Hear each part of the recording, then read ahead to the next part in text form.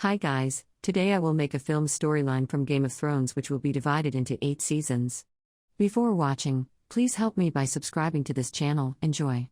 Set on a continent called Westeros, which consists of 7 great kingdoms fighting for the throne of the Seafood Kingdom, which is the holder of the highest power of all. And of course here there will be many interesting stories about incest. And of course there will also be action scenes such as wars, tactics and even scenes in the fantasy world. That's the background story in this Game of Thrones movie. This scene begins with the sight of a group of knight swords, guarding the giant wall towards the border of the northern kingdom of Winterfell. But who would have thought that during the examination they would actually see a White Walker who is an astral being? They were rumored to be extinct thousands of years ago, and the creature attacked them immediately. These creatures are what we usually call zombies. Actually, that person managed to survive, but unfortunately he was caught by soldiers from Lord Eddard who was on guard, and was considered a deserter or traitor to the world's fortress. With that, King Eddard immediately came and executed the man. The person had said that he had actually seen the White Walker, but Eddard did not believe it and also could not change the rules that had been made. Because if the guards of the world left the fortress, they would be considered deserters or traitors and punished by beheading them. When they were to return to the palace, this Lord Eddard's journey was stopped, because they had seen a large deer that had died horribly. Who would have thought that the incident was the beginning of Eddard's son and daughter having a dark wolf or giant wolf? Okay, let's get acquainted for a moment guys. Eddard, or what is usually called Ned, is the king of Winterfell, and the ruler of the north. He has a wife named Catelyn, and is blessed with 5 good-looking children. The first is Rockstar, the second is Sansa Stark, the third is Arya Stark, the fourth is Brandon or Brand, and Recount Stark. Not only that, Ned also has an illegitimate child. His name is Jon Snow. Okay, next. Now the Ned has received news that Jon Arryn, Hands of the Kings, has been killed by the man's arrow. Catelyn also added that the king is now heading for Winterfell to ask the Ned to be the next Hand of the Kings to replace his throne.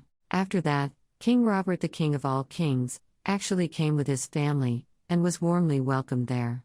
In this moment we are introduced to Cersei Lannister, the queen of King Robert, and Jaime Lannister, Cersei's brother, who is the leader of the troops. There is also a crown prince named Joffrey. After a short conversation, Robert invited the Ned to go to the underground tomb where his little sister was there. Robert asked the Ned to be the next Hand of the King, because Robert had considered the Ned as his own friend. Even his sister was also Robert's girlfriend before he died, and this time Robert also intends to match their son, Joffrey, Robert's first son, with Sansa to establish a better relationship. And there was a perverted dwarf man named Tyrion Lannister, Jimmy's sister, who was enjoying the sexy ladies there. Even Jimmy gave him full service by bringing in 3 additional women for him. Oh my god, that's crazy. Meanwhile, King Robert continued to remember Ned's sister named Ileana who had died. Turning to a place called Ventos, a Targaryen man named Fisheries who intends to match his sister named Daenerys with Hal Drogo, the leader of Dutroux, is not without reason. Vitsari matches his sister to the Rukos because he needs help to reclaim the throne of the Targaryens who have been captured by King Robert. When Drogo arrived, Vishari told Daenerys to pay attention to his hair.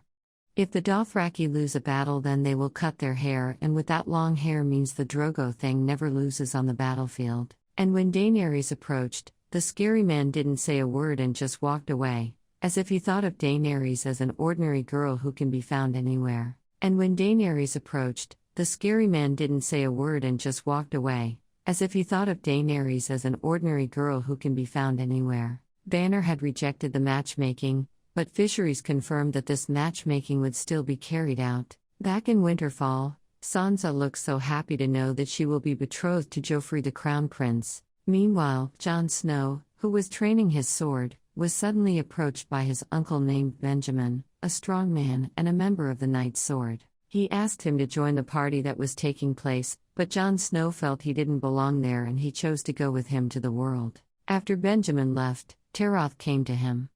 Not to mock or insult him, but it turns out that with his imperfect physique, it's no wonder he is also underestimated. In the midst of the festive party going on, the Brand came to the net to discuss the man who had been beheaded. His words about the White Walker still haunted him at this time. Moreover, they continue to talk about the imminent winter that would pose a danger to their kingdom. Moreover, they continue to talk about the imminent winter that would pose a danger to their kingdom. Not only that, now it looks like Jimmy came to meet the Ned as if he was not happy after knowing the Ned that would be appointed as the hand of the king, until a quiet night when the Ned and Catherine were cool to talk. Not only that, now it looks like Jimmy came to meet the Ned as if he was not happy after knowing the Ned that would be appointed as the hand of the king, until a quiet night when the Ned and Catherine were cool to talk. Turning to Dothraki, there was a very lively party with a marriage contract between Drogo and Daenerys taking place, even several lives were sacrificed there to enliven the party.